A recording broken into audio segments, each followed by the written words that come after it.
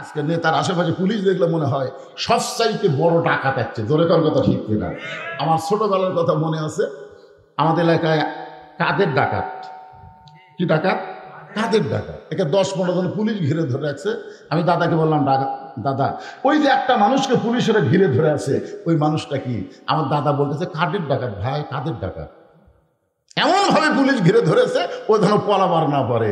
এখন যখন নেতা আসে, ওই নেতার আশেপাশে পুলিশ দেখে মনে হয় এটা নেতা না, এটা হলো কাদের ডাকাত। জোরে কোন কথা ঠিক কি না?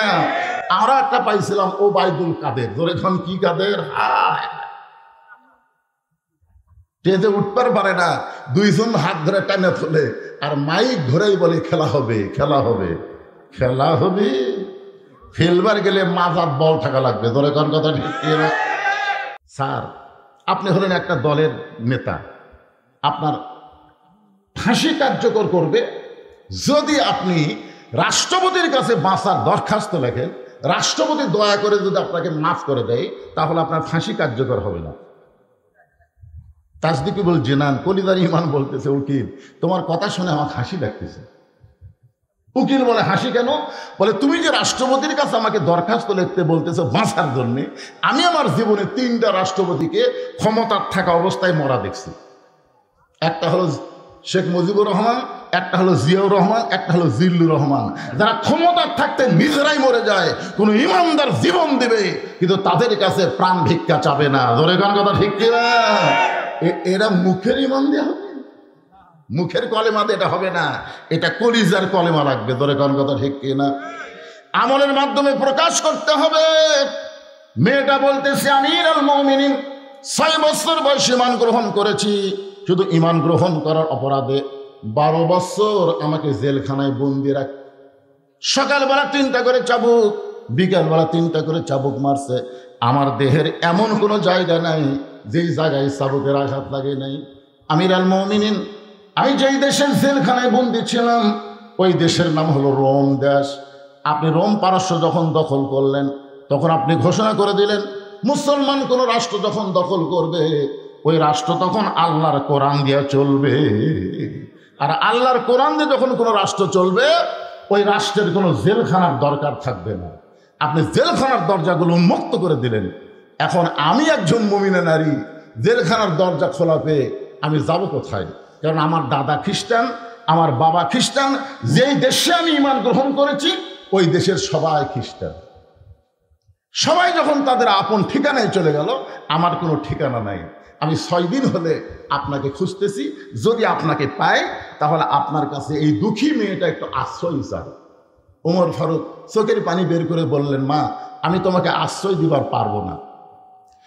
ওমর ফারুকের কথা শুনে মেয়েটা হতাশ হয়ে বললেন, আপনি যদি আমাকে আশ্রয় না দেন তাহলে আমি যাবো কোথায়? ওমর ফারুক বললেন, মা ঈমান গ্রহণ করার পরে কোনো মানুষের কাছে মানুষ আশ্রয় চাবে না। তুমি যদি মুমিনা নারী হও, তুমি যদি একজন নারী হও, তাহলে আল্লাহ পাক তোমাকে অধিকার দিয়েছে।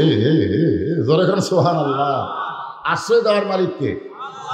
আল্লাহ। মানুষের কাছে কোনো মানুষ আশ্রয় চাইতে পারে না। তুমি আমার কাছে আশ্রয় কেন চাচ্ছ? ইসলাম তোমাকে অধিকার দিয়ে দিচ্ছে। আপনারা বলেন তো, ইসলামে নারীদের অধিকার আছে না নাই? আর ওই ফাদিল ফকরা কি বলতেছে যে আল্লাহর কোরআন দিয়ে যখন বাংলাদেশ চলবে তখন তোমাকে কিন্তু অবস্থা সেই রকম, বাড়ির থেকে বারবার দিবে না, মার্কেট করবার পারবে না, এ করবার পারবে না, সে করবার পারবে না, তোমাকে রেখে প্যাকেট করে খুরমা খেজুরের মতন। আপনারা বলেন আল্লাহর কোরআনে নারীদের অধিকার আছে না নাই? আল্লাহ রাসূল ঘরের দরজা খুলে বসে আছে। ইতিমধ্যে উম্মাহাতুল মুমিনিন মা আয়েশা ঘরের মধ্যে ঢুকছে। নবী আস্তে করে উঠে গিয়ে দরজা বন্ধ করে দিলেন। যেই দরজা বন্ধ করছে, মা আয়েশা থরথর করে কাঁপতেছে। রাসূল বলে, আয়েশা কাঁপো কেন? বলে, হুজুর কাঁপার কারণ হলো আপনার জুতার পরশে আল্লাহর আরশ ধন্য হয়ে গেছে। আপনার জুতার পরশে আল্লাহর আরশ ধন্য হয়ে গেছে। যদি আমার কোনো বেয়াদবি হয়, আল্লাহ রাসূল বললেন, আয়েশা একজন নবীর জুতার পরশে আল্লাহর আরশ ধন্য হয়েছে একজন নবী। আয়েশা বলে, হুজুর আপনি তো সেই নবী। রাসূল বলে, আমি নবী ছিলাম। আমি নবী ছিলাম ততক্ষণ পর্যন্ত যতক্ষণ ঘরের দরজা খোলা ছিল। যেই দরজা বন্ধ হয়ে গেছে, আমি এখন নবী নাই, আমি হলাম স্বামী, তুমি আমার বিবি। জোরে কান সুবহানাল্লাহ। রাসূল আমার হাত বাড়ায় দিলেন আয়েশার দিকে। মা আয়েশা দৌড়ে এসে নবীর বুকের মধ্যে মাথা ঢুকায় বললেন, আল্লাহ, আমার নবী শুধু বিশ্ব নবী নয়, আমার নবী হলেন পৃথিবীর 1 নম্বর স্বামী। ধরে কান সুবহানাল্লাহ। নবী বাম হাত দিয়ে আয়েশাকে বুকের মধ্যে নিয়ে ডান হাতে চাপে দিয়ে একটা চাপ দিলেন, একটা চাপ। মাঝে মধ্যে বউকে বুকের মধ্যে নিয়ে আপনার একটু চাপ দিবেন। এই চাপ দেওয়া হলো নবীর সুন্নাত। সুবহানাল্লাহ না কেন? আমি কি বলছি, অপরের বউ না নিজের বউ? নিজের বউ। অন্যকে চাপ ঠিকই মারতেছে। আল্লাহ রাসূল ডান হাতে যখন আয়েশাকে বুকের মধ্যে নিয়ে একটা চাপ দিলেন, এমন সময় আল্লাহ জিবরাইলকে বলেন, জিবরাইল তাড়াতাড়ি আল্লাহর কোরআন নিয়ে নবীর কাছে যাও। নবী ঘরের মধ্যে যে আমল করতেছে, এই আমলে আমার আরশ খুশি হয়ে গেছে। ধরে খান সুবহানাল্লাহ। জিবরাইল ফোন করছে, কে রে? নবী আজকে ঘরের মধ্যে কি আমল করতেছে, যে আমল করার কারণে আল্লাহর আরশ খুশি হয়েছে? আল্লাহ বললেন, হুন্না লিবাসুল লাকুম ওয়া আনতুম লিবাসুল লাহুন্না। এই আয়াতের বাংলা অর্থ হলো স্বামী বিবির পোশাক, বিবি হলো স্বামীর পোশাক। আপনার বলেন তো, ইসলামে নারীদের অধিকার আছে না নাই? এতদিন ভুয়া ইসলাম প্রচার করেছে, স্বামীর পায়ের তলে বইয়ের জান্নাত। স্বামীর পায়ের তলে বইয়ের জান্নাত না, মায়ের পায়ের তলে সন্তানের জান্নাত। জোরে কর কথা ঠিক কিনা? মরদ মানুষের পায়ের তলে কোনো জান্নাত নাই। জান্নাত হলো নারীর পায়ের তলে, সেই নারী যদি মা হয়। এখন আপনারা বলেন তো, ইসলামে মায়ের দাম বেশি না বাপের দাম বেশি? মায়েরা বোঝে না, বাপের চাইতে মায়ের দাম 3 গুণ বেশি একটা সন্তানের কাছে। ধরে কোন কথা ঠিক কিনা? ওমর ফারুক বললেন, মা, ইসলাম তোমাকে বহু অধিকার দিয়েছে, এই মুহূর্তে তোমার 1 নম্বর অধিকার হলো তোমার বয়স কত? মেয়েটা বলতেছে, আমিরুল মুমিনিন 6 বছর বয়সে ঈমান গ্রহণ করেছি, আর জেলখানার মধ্যে 12 বছর আমি জীবন কাটাইছি। 6 আর 12 একত্র করলে কত হয়? ওমর ফারুক বললেন, মা, এই 18 বছরের একজন যৌবনা নারীর জন্য ইসলামের 1 নম্বর অধিকার হলো ভালো একটা ছেলের সঙ্গে বিয়ে বসা। ভালো একটা ছেলের সঙ্গে কি বসা? ভালো ভালো, এটা খেয়াল করবেন। সুন্দর হতে পারে শাকিব খান, কিন্তু ভালো না। শাকিব খান ভালো না, বিয়ার আগেই বাচ্চা পেটক দেয়। সরে কোন কথা ঠিক? বাংলাদেশের সুদর্শন নায়কের নাম কি রে ছেলেরা? নাম কি? শাকিব খান, কিন্তু বিয়ের আগেই পেটক বাচ্চা দেয়। এই অপু সরকার কন আর বুবলি কন আর যাই কন, ওরা বাচ্চা লিয়ে দেয়। বিয়ে হলো কবে, কবে বাচ্চা ফেরত আসলো, কে বিয়ে পড়ালো, এগুলো কোনো খবর নাই, বাচ্চা নিয়ে দেয়। তার মানে বোঝা গেল, সুন্দর হলেই ভালো হয় না। কথা বলেন ঠিক কিনা? এখানে বলতেছে ওমর ফারুক, একটা ভালো ছেলের সঙ্গে বিয়া বসার অধিকার আছে। ভালো ছেলের 1 নম্বর গুণ কি? যে বিবাহে ডিমান্ড নিবে না, মহারণা নগদ দিবে। বিবাহে কি নিবে না? ডিমান্ড নিবে না। আপনার ডিমান্ড মনে হয় বোঝেন না। মহারণা নগদ। মহারণা দেওয়া হলো ফরজ, আর ডিমান্ড নেওয়া হলো হারাম। জোরে কোন মহারণা দেওয়া কি? এ কথা জোরে কন না কেন? আপনার কি বাকি থুয়া বিয়ে করছেন নাকি? আপনার কেউ বাকি থুয়া বিয়ে করছেন? প্রত্যেকটা দোকানে লেখা আছে আজ নগদ কাল বাকি। তার মানে বাকির নামই ফাঁকি। জোরে কোন বাকির নামই? যারা মহারণা বাকি থুয়া বিয়ে করছেন, শোধ করছেন, এখন এরই উপর যদি ওয়াজ হয়, তাহলে অধিকাংশ সব বাচ্চাই তো হালাল দাদা নয়। জোরে কোন কথা ঠিক কিনা? আপনাকে খেপাচ্ছি না, রাগ করাচ্ছি না, একটু মনোযোগ দিয়ে শুনবেন। ওমর ফারুক বললেন, মা, এই মুহূর্তে তোমার কোনো অভিভাবক নাই, তুমি বড় একা হয়ে গেছো, আমার কাছে ভুল করে আশ্রয় চাইছো। আমি তোমাকে একটা ভালো ছেলের খবর দিব, কারণ তুমি তো আর ভালো ছেলে খুঁজতে পারবা না, কারণ তোমার অভিভাবক নাই। আমি বরং তোমার অভিভাবক হইয়া একটা ভালো ছেলের খবর দিচ্ছি, দেখো তো ছেলেটা তোমার পছন্দ হয় কিনা। মেয়েটা বলতেছি, আমিরুল মুমিনিন, সে ভালো ছেলের খবর কি? ওমর ফারুক বললেন, 30 পারা কোরআনের হাফেজ। আর সুবহানাল্লাহ বাড়ায়, এমবিবিএস ডাক্তার, ইঞ্জিনিয়ার, ব্যারিস্টার। ওরে কি মনে করতেছে? আপনার আশেপাশের মাদ্রাসার কোনো বাচ্চা যখন রাস্তাতে হেঁটে যায়, আপনি জানেন ওর পায়ের তলে ফেরেশতারা নূরের পাখা বিছিয়ে দেয়। সুবহানাল্লাহ কন না কেন? একটা হাফেজের দিকে তাকান, একটা আলিমের দিকে তাকান, আল্লাহ সগীরা গুনাহ মাফ করে দিবে। একটা ব্যারিস্টারের দিকে তাকান, একটা ডাক্তারের দিকে তাকান, একটা গুনাহ মাফ হওয়ার কোনো রেকর্ড নাই ইসলাম। আর ঠিক হয় না। ওমর ফারুক বললেন, ছেলেরা 1 নম্বর যোগ্যতা হলো 30 পারা কোরআনের হাফেজ। 2 নম্বর যোগ্যতা হলো 6 লক্ষ হাদিসের হাফেজ, 30 পারা কোরআনের হাফেজ। শিক্ষাগত যোগ্যতাকে শোনেন, 6 লক্ষ হাদিসের হাফেজ। ছেলেটার বয়স হলো মাত্র 22 বছর, ছেলেটার বয়স হলো মাত্র 22 বছর, লম্বায় হলো 6 ফুট 2 ইঞ্চি, গায়ের রং ফর্সা, চাঁদের মতন চেহারা। নামটা হলো আব্দুল্লাহ ইবনে ওমর। কার ছেলের খবর দিচ্ছে? ছেলেটার নাম হলো আব্দুল্লাহ ইবনে ওমর। আমার ছেলেটার সঙ্গে তোমাকে বিয়ে দিয়া তোমাকে আমার বাড়ির বৌমা বানায়া আমার বাড়িতেই তোমাকে অধিকার দিবার চাই। জোরে খান সুবহানাল্লাহ। তোমাকে আমার কি বানায়া? জোরে খান কি? খেতলাল আক্কেলপুর আর আমার কাহালুতে একই। আমাদের এলাকায় বেটার বউকে বৌমা কয়। তা আমি 3-4 বার বৌমা করলাম, সবাই আপনারা বৌমা বলতেছেন, কিন্তু আমার বাম পাশে একটা সভাপতি ছিল, ওই আর কথা কয় না। আমি সভাপতিকে বললাম, সভাপতি সাহেব সবাই বৌমা বলতেছে, বেটার বউ বৌমা হয়, আপনার কি বেটা নেই? হুজুর 2টা আছে। বিয়ে কি এখনো করেন? করাছে হুজুর। তো বৌমা খন না কেন? হুজুর আপনার ওয়াজ অনুযায়ী তো বউ পাইনি। আমার 2 বেটার বউ বৌমা হয়নি, এরা 2 জন আছে বউ দাজ্জাল। আজকে প্রায় বাড়িতে বৌমা পাওয়া যাচ্ছে না, বউ দাজ্জাল পাওয়া যাচ্ছে। জোরে কোন কথা ঠিক কিনা? কথা কান না এখন ভাইজান। বউ দাজ্জাল। আগে বেটা ভালোই ছিল, কিন্তু বিয়ে করার পর থেকে বেটা ভিন্ন হওয়ার চায়। একদিন বাপ মা বলতেছে, কে রে তোর তো আর কেউ নেই, আমরাই তোর বাপ মা, আমাদের ছেড়ে তুই ভিন্ন হওয়ার চাস কেন? বউ সবসময় কান গরম করে দেয়, তোমাদের সঙ্গে থাকতে পারবো না, আমি ভিন্ন হয়ে গেলাম। আপনারা বলেন তুই কার বুদ্ধিতে ভিন্ন হচ্ছে?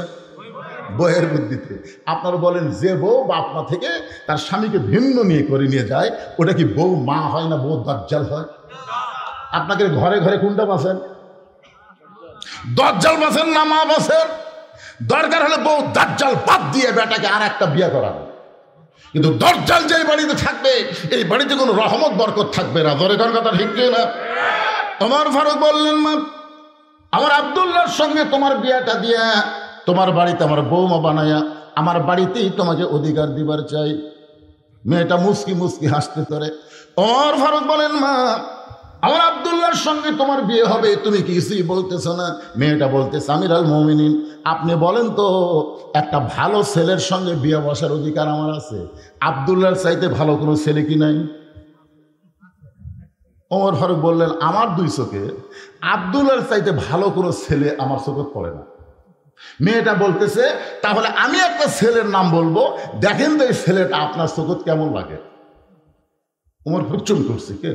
তাই 6 বছর বয়সে জেলত বন্দি হলো, 12 বছর জেলখানা থাকলো, আর সেই মেয়েটা ভালো ছেলের খবর দিবে। ওমর ফারুক বললেন, মা তাহলে বলো তোমার কাছে ভালো ছেলের খবর কি? মেয়েটা বলতেছে, বাবার নাম হলো হযরত আলী, মায়ের নাম হলো খাতুনে জান্নাত ফাতেমা, নানার নাম হলো বিশ্বনবী মুহাম্মদ রাসূলুল্লাহ, তার নাতি হলো হোসাইন। এখন বলেন আপনার আব্দুল্লাহ ভালো না হোসাইন ভালো? যেই বলতেছে এখন আপনি বলেন আপনার আব্দুল্লাহ ভালো না হোসাইন ভালো? উমর ফারুক বললেন, মা সাইদুস শাবাবে আহলুল জান্নাহ হাসান হোসেন রাদিয়াল্লাহু তাআলা আনহুমা কান রাসূলুল্লাহ, আল্লাহর নবী বলেছেন জান্নাতি যুবকদের সর্দার হবে 2 জন, একটা হাসান আর একটা হোসাইন। তাহলে যারা যুবক, এই যুবক যারা কোরআনের মাহফিল করতেছো, তোমরা কি হাসান হোসেনের জীবনে জানো? অথচ এই হাসান হোসেন হবে জান্নাতি যুবকদের সর্দার। তোমরা যদি জান্নাতে যাবার চাও, হাসান হোসেন সম্পর্কে জানার দরকার আছে না নাই? দরকার আছে না নাই? খালি কোরআনের মাহফিল করতেছো, কি জন্য হাসান কি জন্য হোসাইন? আল্লাহ কেন বললেন লিয়াবলুয়াকুম আইয়ুকুম আহসানু আমালা? কেন বললেন? সঙ্গে ওমর ফারুক বললেন, মা তুমি যে হোসেনের কথা বলতেছো, আমার আব্দুল্লাহর চাইতে 1000 গুণ ভালো। মেয়েটা বলতেছে, তাহলে আপনার আব্দুল্লাহর চাইতে 1000 গুণ ভালো যদি হোসাইন হয়, সেই হোসাইন থাকতে আমি অন্য কোনো আব্দুল্লাহর সঙ্গে বিয়ে বসবো না। আপনি যখন বলেছেন ভালোর সঙ্গে বিয়ে বসার অধিকার আছে, তো ভালো থাকতে এটা কেন? ওমর ফারুক মেয়েটাকে নিরাপদ আশ্রয় দিলেন। পরন্তু বিকালবেলা হযরত আলীর দরজায় গিয়ে সালাম দিলেন, আসসালামু আলাইকুম ইয়া আহলাল বাইত। কোনো বাড়ির দরজা দিয়ে সালাম দেওয়া কার সুন্নত? জোরে বলেন কার সুন্নত? এটা কি ভোটের আগে না ভোটের পরেও?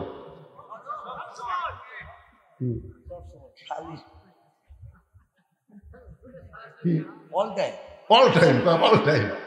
আমাদের এক নেতা গাড়ি চড়ে আসতেছে, আমার দেখার জিনিস তো, আমি অনেক কিছু যেটা দেখি সেটা ওয়াজের মধ্যে বলি। নেতা ড্রাইভারকে বলতেছে গাড়ি থামা। ড্রাইভার বলতেছে স্যার কি জন্যে? বলো ওই যে মানুষ আসতেছে। ড্রাইভার বলতেছে না স্যার ওরা তো ফকির। ভোটের আগে পাগলা ফকিরও স্যার হামুতে। গাড়ি যে ব্রেক করছে, নেতা গাড়ির থেকে নামা সালাম দিচ্ছে আসসালামু আলাইকুম। ফকির খেলে চারিদিকে পাগলা। নেতা বলতেছে কি দেখেন? বলে আমি দেখতেছি কাক সালাম দিলাম। আপনাকে দিলাম, ভিক্ষা করে খায়। ভোটের আগে ফকিরও তা হামুতে। এখন এমন কতগুলো নেতা দেখা যাবে খালি সালাম ধরে কর কথা ঠিক না। এই সালাম শুধু ভোটের আগে দিলে হবে না, সব সময়। এমনকি বাড়ির দরজার যদি কোনো মানুষ নাও থাকে তাও সালাম দেওয়া নবীর সুন্নাত। এমনকি কবরে কোনো জীবিত মানুষ নাই, তারপরেও কবরের ধারে যাওয়া হলো সালাম দেওয়া নবীর সুন্নাত। জোরে কর সুবহানাল্লাহ। আসসালামু আলাইকুম ইয়া আহলাল কুবুর। এই কবরবাসী যারা, তাদের উপর আল্লাহ রহমত বর্ষিত হোক। জোরে কর সুবহানাল্লাহ। তাহলে জীবিত মানুষকেও সালাম দেওয়া যাবে। যদি দরজায় কোনো মানুষ না থাকে তারপরেও বাড়িকে লক্ষ্য করে সালাম দেওয়া যাবে। কোনো মানুষ যদি জীবিত না থাকে কবরস্থানেও সালাম দেওয়া যাবে। হযরত ওমর আলীর দরজায় গিয়ে সালাম দিয়ে বললেন আম্মা সাইলা ফালা তানহার। হযরত আলী চমকে গেলেন, কারণ সালাম শুনি বুঝতে পারছে এটা উমর ফারুকের সালাম। কিন্তু এরপরে যে আয়াতটা পড়ল, বুঝতে পারছেন আম্মা সাইলা ফালা তানহার। হযরত আলী দরজা খুলে বলতেছে আমির আল মুমিনিন, আল্লাহ রহমত আপনার উপর বর্ষিত হোক। কবে থেকে ভিক্ষা শুরু করলেন? আপনি ফকিরের আয়াত কেন তেলাওয়াত করলেন? ওমর ফারুক বলে আলী, আজকে আমার জীবনের সবচাইতে বড় বিপদ। তো বড় বিপদ হলে ইন্না লিল্লাহ পড়া লাগবে। ধরে করার কথা ঠিক কিনা? ইন্না লিল্লাহি ওয়া ইন্না ইলাইহি রাজিউন। আপনি ফকিরের আয়াত কেন বললেন? ওমর বলতেছে আলী, জীবনে কোনোদিন ঘটকারি করি নাই, আজকে প্রথম ঘটক হয়ে তোমার দরজায় তোমার হোসেনের ব্যাপারে আমি ওমর একটু ঘটকালি করবার চাই। আলী বললেন আলহামদুলিল্লাহ, আপনার মতন মহান ব্যক্তি যদি ঘটক হয় তাহলে পাত্রী অবশ্যই ভালো হবে। আপনার বলেন তো, ঘটক যদি ভালো হয় পাত্রী খারাপ হবে? বাবা মুরব্বী, কি হয়েছে বাবা? হ্যাঁ, এইরকম বয়সের লোক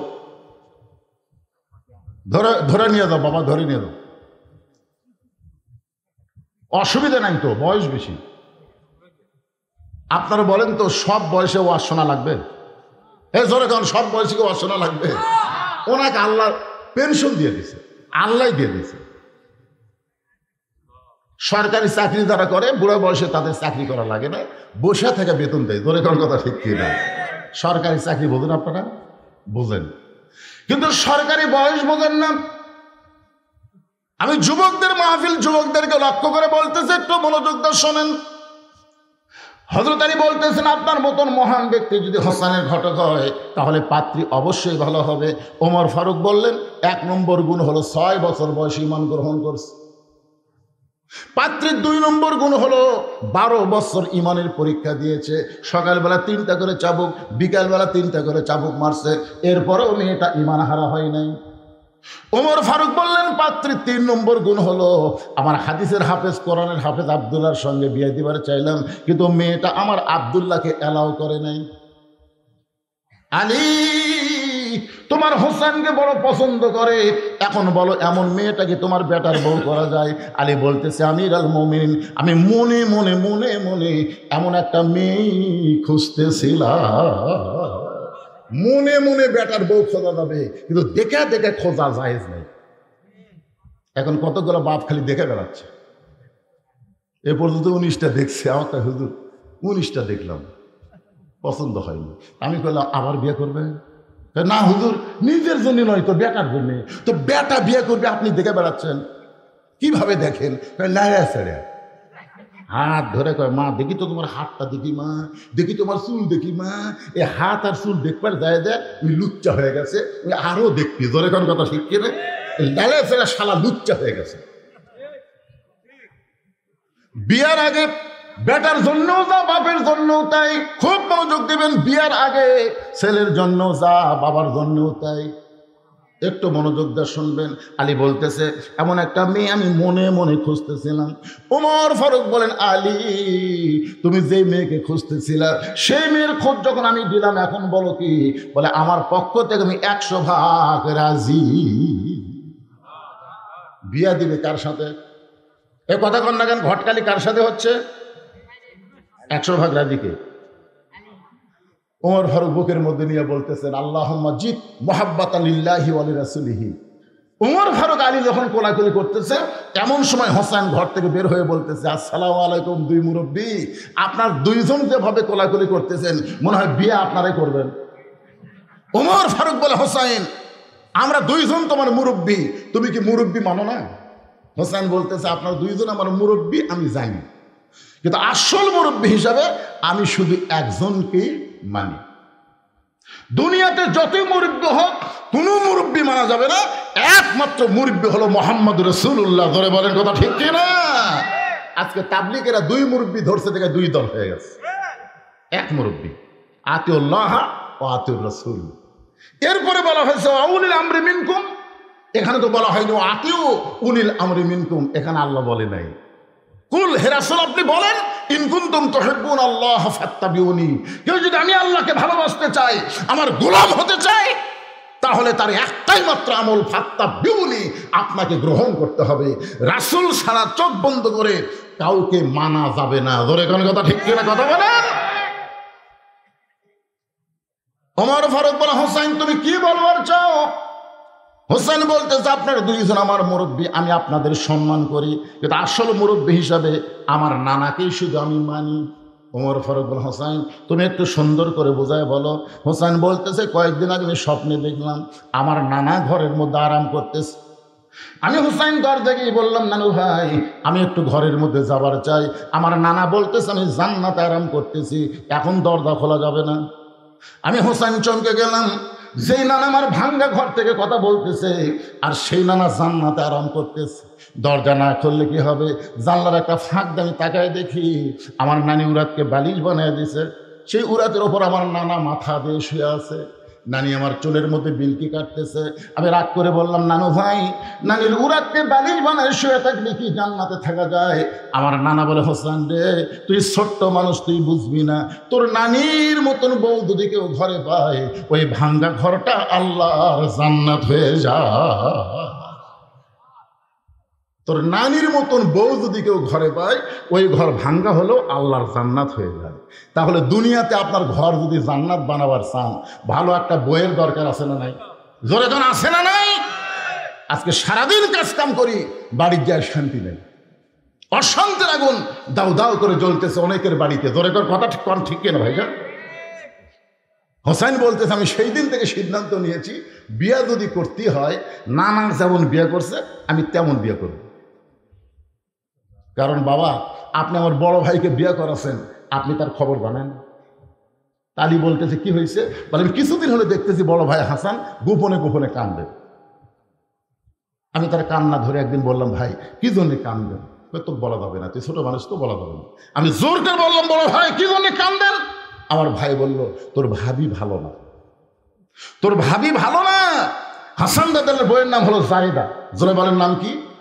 বিয়ে করার পর থেকেই হাসান রাদিয়াল্লাহকে অত্যাচার করতেছে, যার কারণে গোপনে গোপনে কাঁদতেছে। আজকে যারা ঘরের মধ্যে খারাপ বউ আছে তাদের গোপনে গোপনে কান্না আছে না নাই? দরকার আছে না নাই? আমার ভাই যেমন ঠকছে বিয়ে করে, আমি আমার ভাইয়ের মতন ঠকতে চাই না।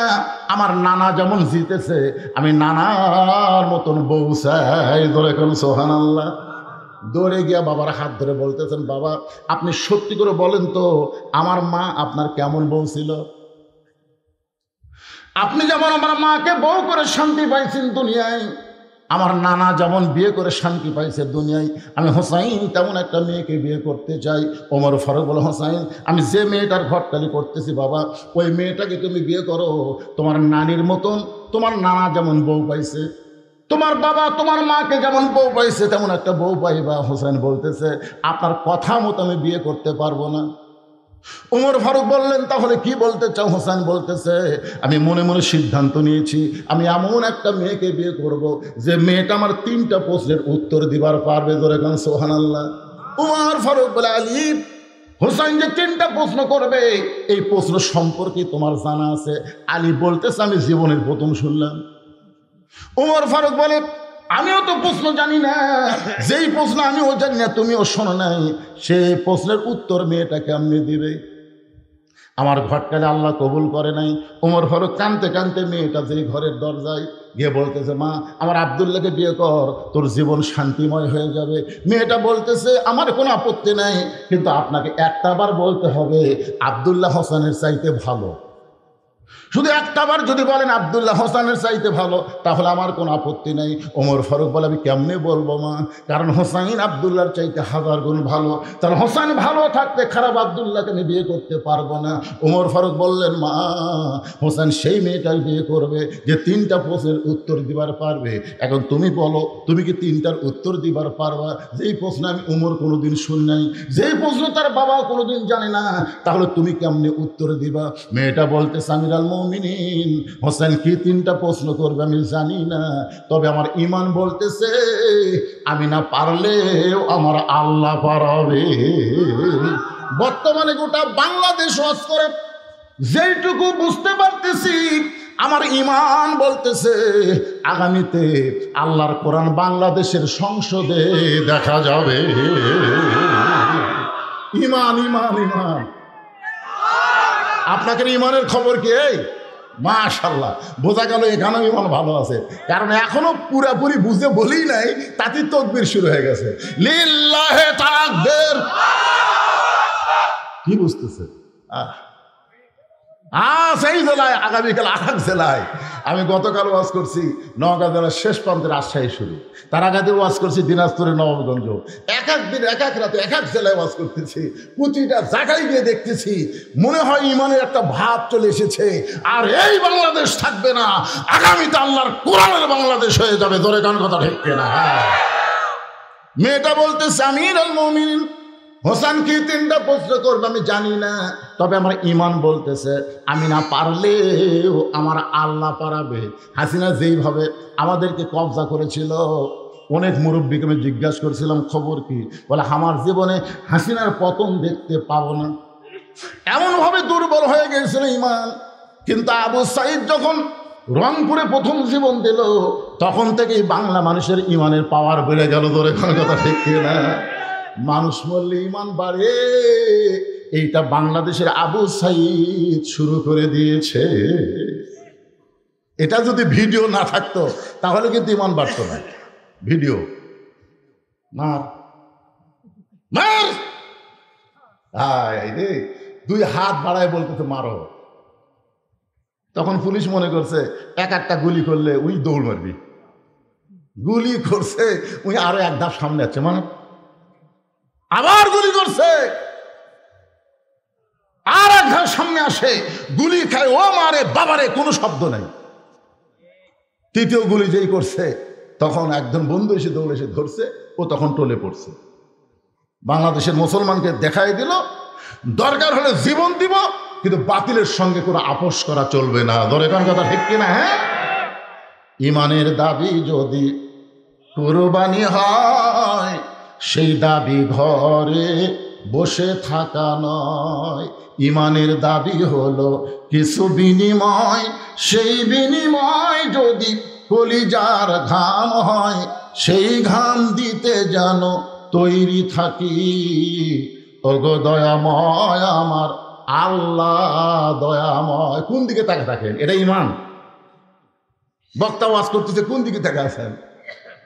ঈমানের দাবি হলো অগ্নি শিখাপ, বাতিলের বিরুদ্ধে জ্বলতে শিখাপ, সে আগুনে জ্বলে জ্বলে দিব ঈমানের পরিচয়।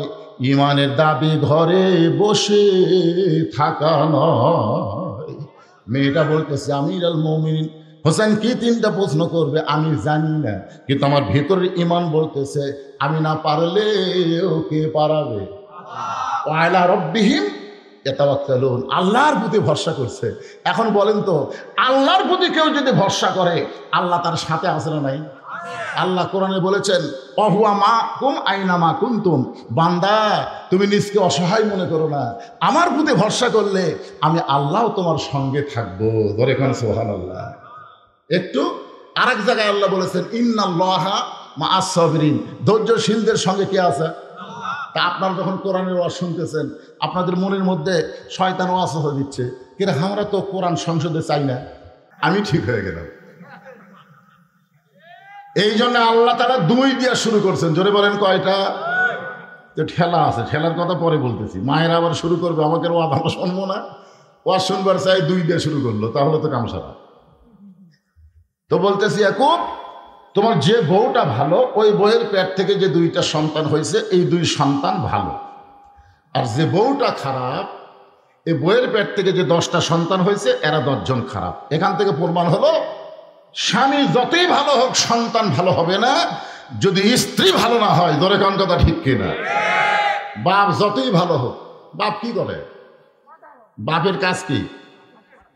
বাবা আনন্দে মাতিয়া সাগরে ভাসাইয়া সেই যে চইলা যায় খবর লয় না। যুবকেরা বুঝবার পারেনি।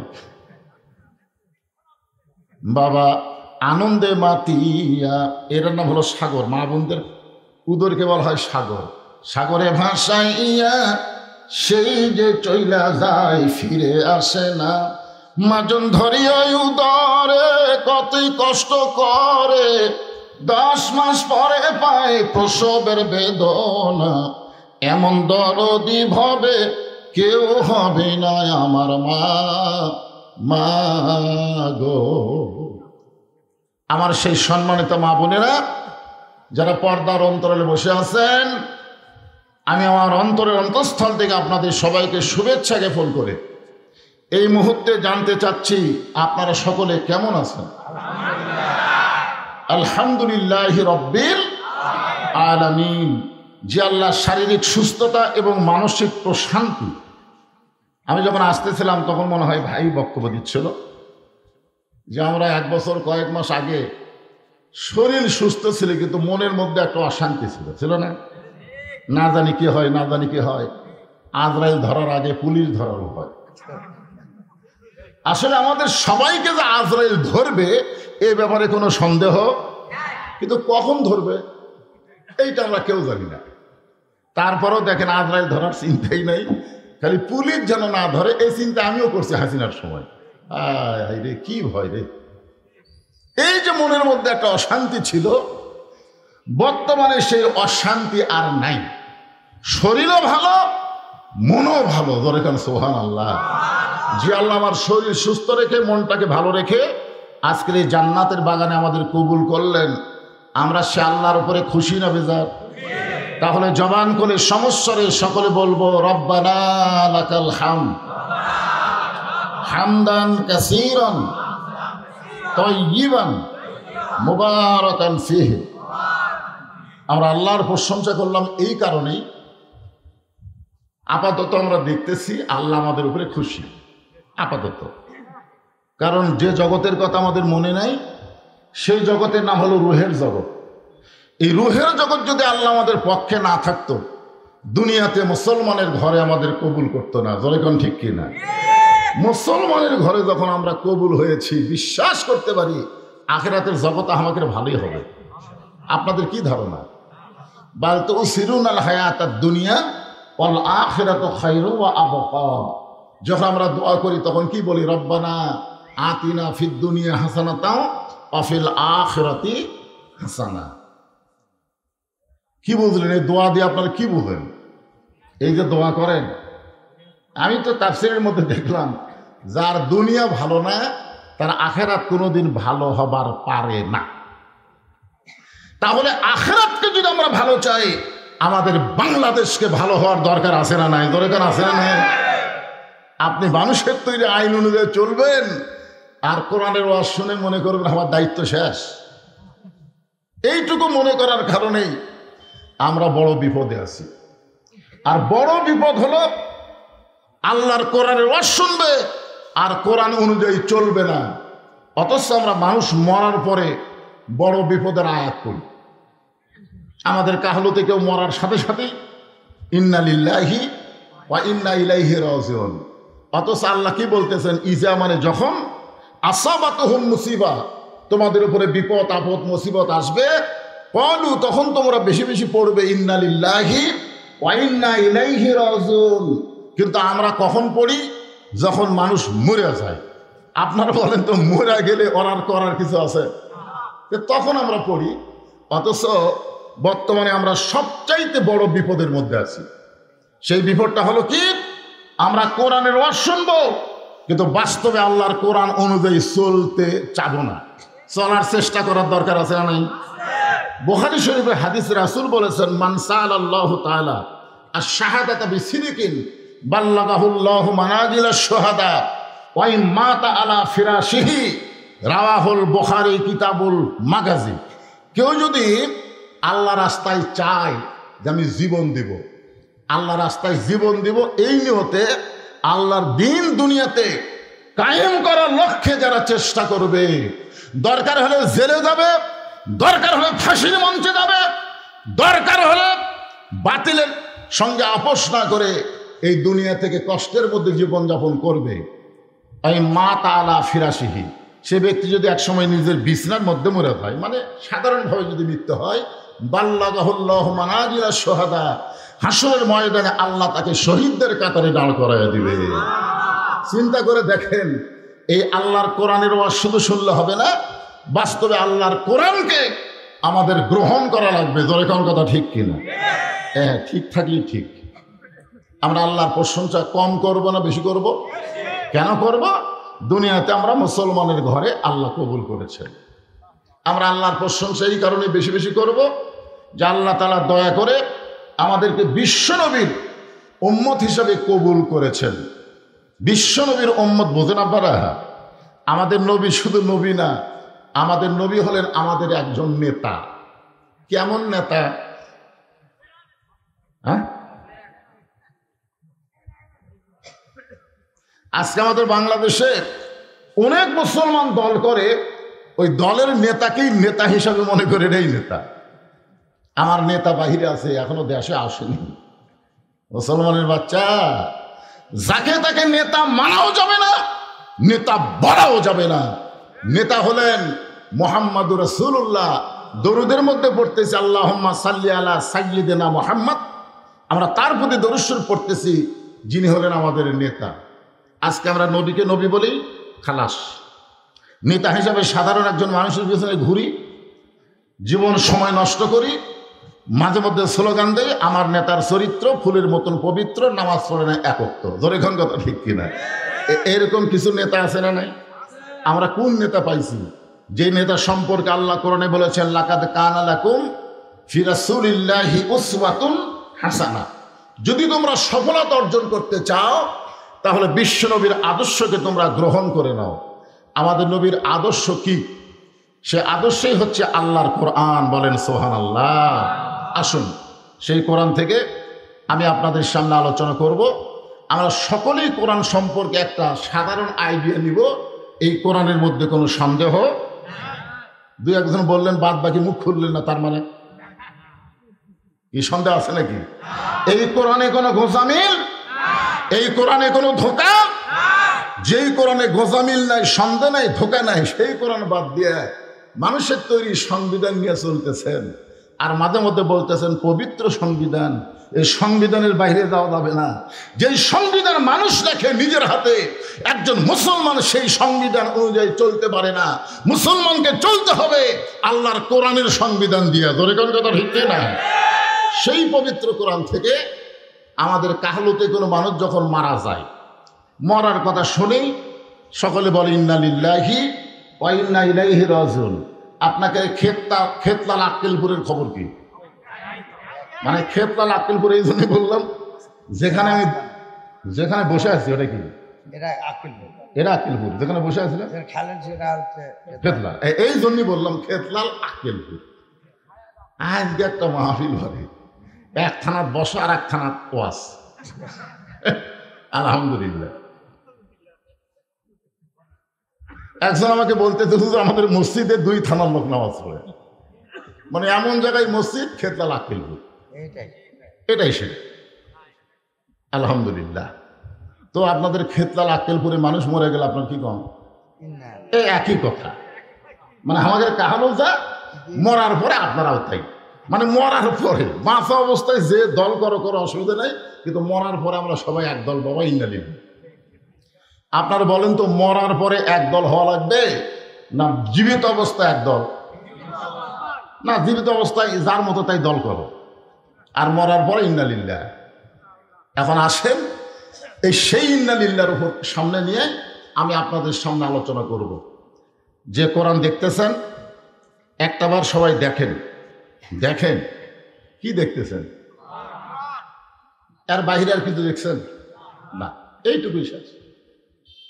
বক্তা মাঝে মধ্যে কোরআন হাত দিয়ে তোলে, আল কোরআনের আলো ঘরে ঘরে জালো, সংসদে জালো, এই কথা কয়। পরে শ্রোতারা যায় ওয়াজ কেমন হলো, সেই রকম এইরকমই তো দেখতেছি আমরা। এক এক বক্তার ওয়াজ এক এক রকম লাগতেছে, কোনটা ফাটাফাটি, কোনটা আবার কি।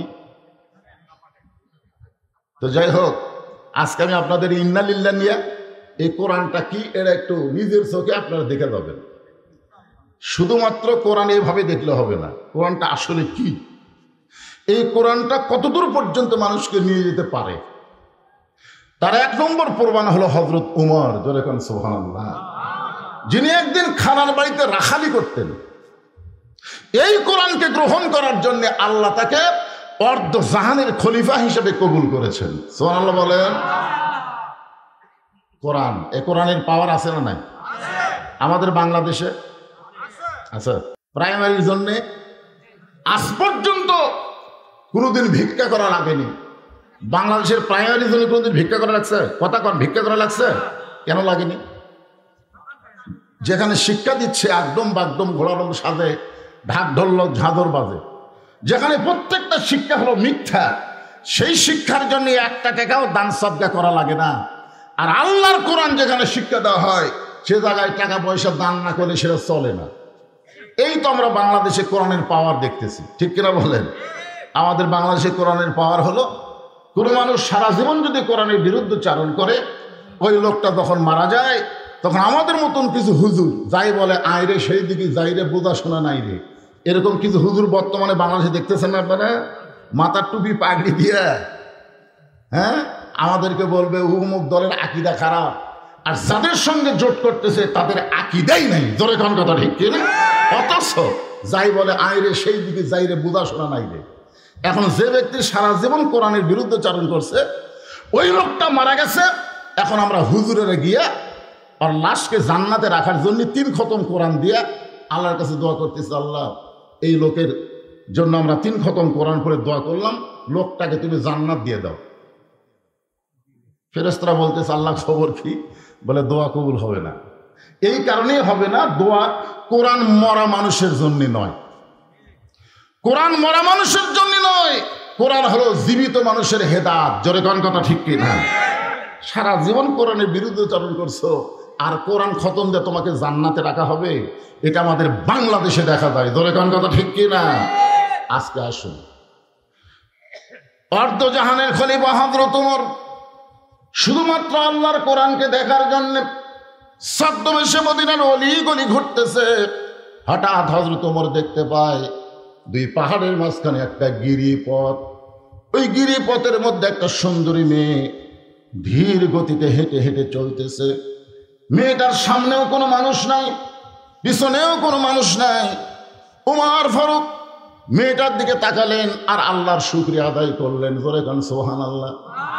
বর্তমান পরিবেশে কোনো মেয়ে যখন রাস্তা দিয়ে যায়, ওই মেয়েটার দিকে তাকালে কবিরা গুনাহ হয়, কিন্তু আল্লাহর কোরআন দিয়ে যখন রাস্তা চলবে, তখন একটা মেয়েটা যখন রাস্তা দিয়ে যাবে, ওই মেয়েটার দিকে তাকাইলে মিন শারিল ওয়াসওয়াসিল খান্নাস, আপনার ভেতরের শয়তান আপনাকে ওয়াসওয়াস দিবার পারবে না। কারণ মেয়েটা আপাদমস্তক আল্লাহর পর্দার আইন মেনে চলে, ওই মেয়েটাকে দেখলে কোনো পাপ হবে না। সুবহানাল্লাহ। কন্যা উমর ফারুক মেয়েটার দিকে তাকায় কার শুকরিয়া আদায় করলেন? আল্লাহ তোমার দুনিয়া এত সুন্দর একটা মেয়ে। এখন আপনারা বলবেন হুজুর সুন্দরী বলতে কি বুঝতেছেন? আপনারাই কি বুঝতেছেন সুন্দরী বলতে? কি পর্দা। বেপর্দা নারী যারা বিশ্ব বেহায়া তারা, আর পর্দানিশী নারী যারা বিশ্ব সুন্দরী তারা। ধরে কারণ সুবহানাল্লাহ। দেখতে কালো হোক, দেখতে খাটো হোক, এরপরও আল্লাহর আইন পর্দা যদি মেনে চলে, ওই মেয়েটাই হলো বিশ্ব সুন্দরী। ধরে কারণ সুবহানাল্লাহ। আর আমাদের বাংলাদেশে সুন্দরী মেয়ে তারাই যারা বেপর্দা হয়ে ঘুরে বেড়ায়। ধরে কারণ কথা ঠিক কিনা?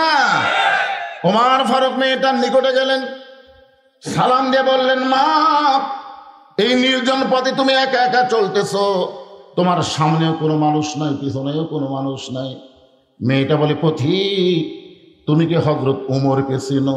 ধরে কারণ সুবহানাল্লাহ। কাকে বলতেছে? ওমরকে লক্ষ্য করে বলতেছে, পথিক, তুমি কি হযরত ওমরকে চিনো?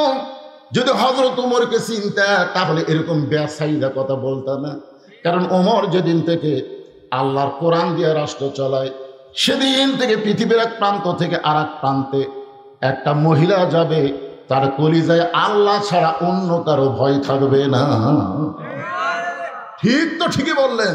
কিন্তু বর্তমানে আক্কেলপুরের মডেল মসজিদে আপনি যদি জোহরের নামাজ পড়বার চান, আর আপনার পায়ে যদি 2000 টাকার জুতা থাকে,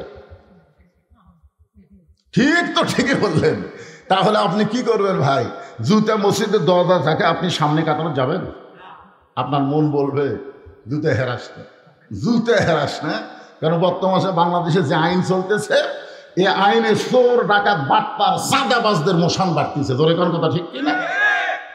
2 চোর মসজিদের চারিধারে ঘুরতেছে আর বলতেছে, আমাদের ভয়ে সব ভালো জুতা মসজিদের মধ্যে ঢুকছে, আমাদের ভয়ে। দেখছেন, চোর বুকত থাবায়ের কয় হামাকের ভয়ে। যে আইন চলতেছে, এই আইনে চোর, ডাকাত, বাটপারের মশান হবে। আর আল্লাহর কোরআনের আইন যখন চলবে, তখন বাংলাদেশ অনুবেক্ষণ যন্ত্র দিয়ে চোর, ডাকাত, বাটপার খুঁজে পাওয়া যাবে না। জোরে কোন কথা ঠিক কিনা? এখন 2000 টাকার জুতা হাতে দিয়েছে। মুয়াজ্জিন দৌড়ে এসে বলতেছে, ভাই, আপনি আল্লাহর ঘরে ঢুকতেছেন, কি দোয়া? বলতেছে, আল্লাহুম্মা আফতাহ লি আবওয়াব রাহমাতিক। তো দোয়া তো ঠিকই বললেন, ডান পাও ঠিক দিলেন, জুতা কেন?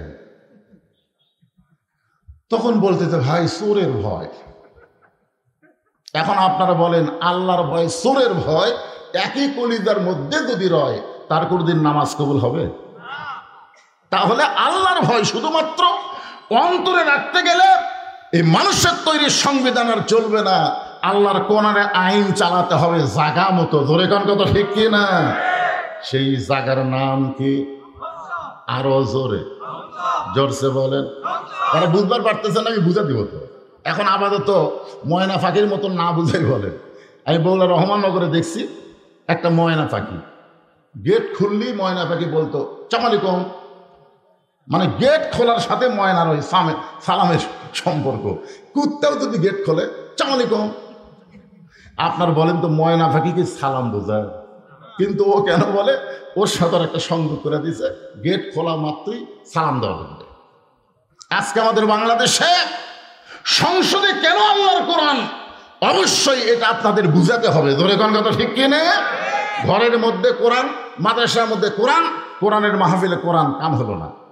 আমি তো তুই আমি বক্তা, আল্লামা সাইদ হুজুর 50 বছর আল্লাহর কোরআনের হক তাফসীর করেছে, তারপরেও কোরআনের কিছুই দেখতে পারলাম না, বরং তাকে জেলখানা থেকে বের করে হাসপাতালে হত্যা করা হলো। এইটাই হলো বাংলাদেশের নমুনা। ধরে কোন কথা ঠিক কিনা? আমি যে বলবো আল কোরআনের আলো বোঝেন বা না বোঝেন, আজকে একটা স্লোগান দেন, সংসদে জালো আল কোরআনের আলো। আমি বলতেছেন না, কোন দল? আমি বলছি ভাই, আপনি ওই বেড়াতে যে দল করেন, অসুবিধা নেই। কিন্তু আমরা সামিয়ানের তলে সবাই কয় দল? মসজিদের মধ্যে চেয়ারম্যান সাহেব আমার সাথে যদি নামাজ পড়ে আর সামনে যদি 4 আঙ্গুল যায়, আমি কি খাড়া হয়ে থাকবো? আমি হাত ধরে টেনে বলবো কাতারও তাই লাইন দোষা। চেয়ারম্যান যদি বলে হুজুর আপনি আমাকে টানেন যান, আরে আপনি যেই দলই করেন, আল্লাহর ঘরের মধ্যে ঢুকলে কোনো দল চলবে না, সমস্ত দল ভাঙ্গে এক কাতার হওয়া লাগবে। ধরে কোন কথা ঠিক কিনা? আল্লাহর কোরআনের মাহফিলে যখন এসেছি, তখন কোরআনের পক্ষে আমাদের কথা বলতেই হবে। ধরে কোন কথা ঠিক কিনা ভাইজান? কোরআন শুধু দোয়া দরুদ উপমা দেওয়ার জন্য আসেনি তো। মেয়েটা বলে পথিক, তুমি যদি হযরত ওমরকে চিন্তা তাহলে এরকম বেসাইদা কথা বলতা না। ওমর আল্লাহর কোরআনকে যখন থেকে রাষ্ট্র চালায় তখন থেকে পৃথিবীর এক প্রান্ত থেকে আর এক প্রান্তে একটা মহিলা যাবে, ওই মহিলার পরিচয় কেবলমাত্র আল্লাহ ছাড়া অন্য কারো ভয় থাকবে। ওমর ফারুক বললেন, মা তোমার কথা শুনে আমার খুব খুশি লাগতেছে, কিন্তু তুমি যে ধীর গতিতে চলতেছ আমার মনে হয় তোমার ভিতরে কোনো দুঃখ আছে। আমার মনে হয় তোমার ভিতরে কি আছে? কোনো দুঃখ আছে। মেয়েটা বলতেছে, আসলেই তাই, আমি একজন দুঃখী নারী। আজকে 6 দিন হলে হযরত ওমরকে আমি খুঁজে বেড়াই। আমি আসলে একজন দুঃখী নারী, আজকে 6 দিন হলে হযরত ওমরকে আমি খুঁজতেছি। ওমর ফারুক বললেন, মা তুমি কি পাগলি নাকি? ওমরকে যদি খুঁজবার চাও তাহলে বঙ্গভবনে যাও, গণভবনে যাও, সংসদ ভবনে যাও, রাষ্ট্রীয় ভবনে যাও। এইগুলো ভবন বাদ দিয়ে তুমি 2 পাহাড়ের মাঝখানে খুঁজতেছো। ওমর কি উঠ দুম্বা যে 2 পাহাড়ের মাঝখানে খুঁজলে তুমি তাকে পাবা? মেয়েটা বলে, পথিক তুমি জানো না, আল্লাহর কোরআন দিয়ে যখন থেকে রাষ্ট্র চলবে তখন থেকে নেতাদের খোঁজা লাগবে না, নেতারাই দুঃখী মানুষকে খুঁজে বেড়াবে। ধরে কোন কথা ঠিক কিনা? আজকে নেতা খোঁজা লাগে, গরিবের বন্ধু, সমাজ সেবক, জনদরদি, হাইরে দরদি নেতা ভাই, ভোটটাই ওই শালার এলাকার নাই। ধরে তোর কথা কর না কেন? আর এলাকার নাই। হঠাৎ মাঝে মধ্যে বেড়াবার আসে, বসন্তের কুকিল মাঝে মধ্যে আসে। তো যারা দয়া করে ভোট দিছে ওই গরিবের নেতার সাথে দেখা করবার কাছে যায়, দেখে চান্সের অত্যাচারে নেতার ধারতি দেওয়া হয় না। এত চান্সে, বুঝলেন? নেতা মানে চান্সে। এখন চান্সের অত্যাচারে নেতার কাছে দেওয়া যায় না। এই নেতারা ভোটের আগে বললো গরিবের বন্ধু, জনদরদি, সমাজ সেবক, এখন ভোট পাইয়া চান্সের অত্যাচারের কাছে যাওয়া যায় না। এটা কোনো নেতৃত্ব নয়। মেয়েটা বলতেছেন, প্রতীক শোনো, আল্লাহর কোরআন দিয়ে যখন রাষ্ট্র চলবে তখন নেতা খোঁজা লাগবে না, নেতারাই দুঃখী মানুষকে খুঁজে বেড়াবে। আমি 6 দিন হলে ওমরকে খুঁজতেছি, আর 1-8 দিনের ভিতরে যদি ওমরকে না পাই তাহলে জায়গা মতো বিচার দিব। বুঝবার পারেননি? যদি 7 দিন, আমার সময় কয় দিন? 6 দিন খুঁজেছি, আর 1-8 দিনের মধ্যে যদি উমরকে খুঁজে না পাই তাহলে জায়গা মতো বিচার দেব। যেই বলেছে জায়গা মতো বিচার দেব, ওমর ফারুক হাঁটু গেড়ে বসে গেছে। জায়গা বোঝেন?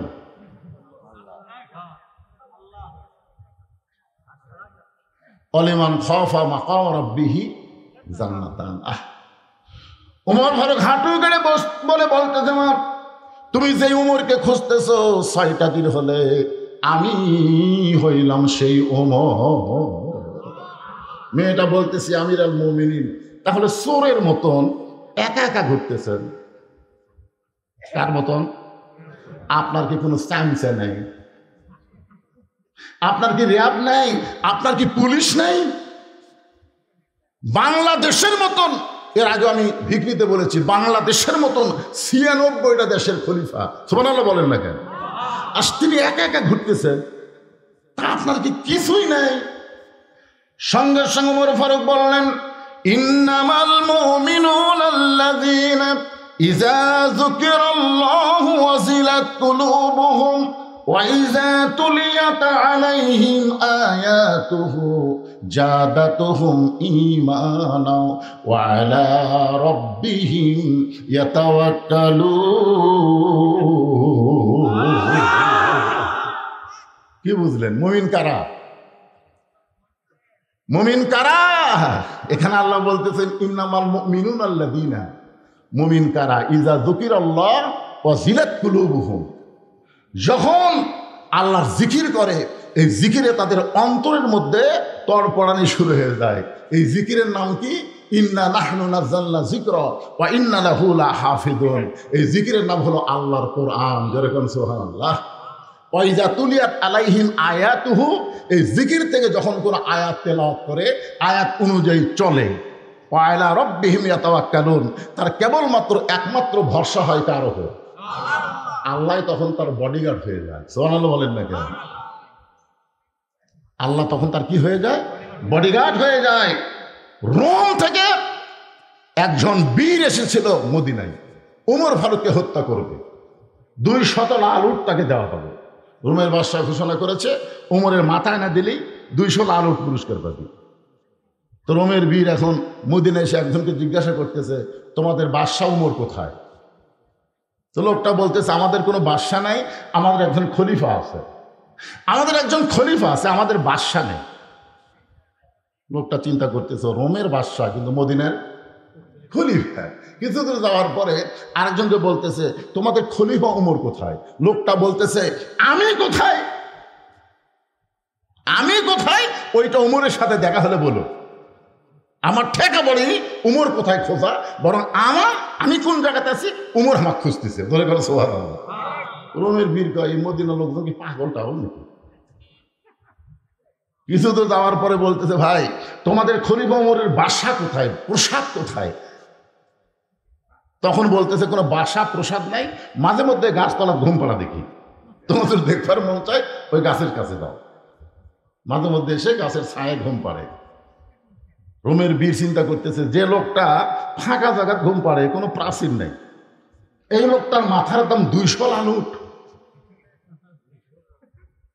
যখন ঘুম পাড়বে ওই সুযোগই শেষ করার নিয়তে গাছের ডালে বসে বীর দেখতেছে, রোমের বীর দেখতেছে। ইতিমধ্যে হযরত উমর আসতেছে, কেমন যেন একেবারে ফ্যাকাশা চেহারা নিয়ে এসে মাথার পাগড়ি খুলে মাটিতে বিছাইয়ে দিলেন, ডান হাতকে বালিশ বানায়া ওই পাগড়িতে শুয়ে একটা দোয়া পড়লেন, আল্লাহুম্মা বিইসমিকা আমুতু ওয়া আহইয়া। এই দোয়া পড়াও শেষ, ঘুম ধরাও শুরু। আমাকে এলাকার মেম্বরেরা রাত্রেবেলা ঘুমায় না, কেউ যদি জুতা মধ্যে হাঁটে, বক কই দেখো তো র্যাব আইছে নাকি, এত ঘুম মারা মারছে, হাঁটন দেন কয় র্যাব আইছে। অথচ অর্থ জাহানের খলিফা হযরত ওমর, দোয়া পড়াও শেষ, ঘুমটাও শুরু। রোমের বীর চিন্তা করে, এই মানুষের মাথার দাম কোনোদিন 200 লাল উট হতে পারে না। আস্তে করে গাছ থেকে নেমে নিয়ত করে যখন ছুরি দিয়ে ওমর ফারুকের মাথা কাটবে, কেবল নিয়ত করেছে, গাছ থেকে নেমে ছুরি দিয়ে তার মাথা কাটবে। নিয়ত করার পরে তাকায় দেখে বিশাল একটা বাঘ হযরত ওমর ফারুকের দেহ আবৃত করে তাকে ছায়া দান করতেছে।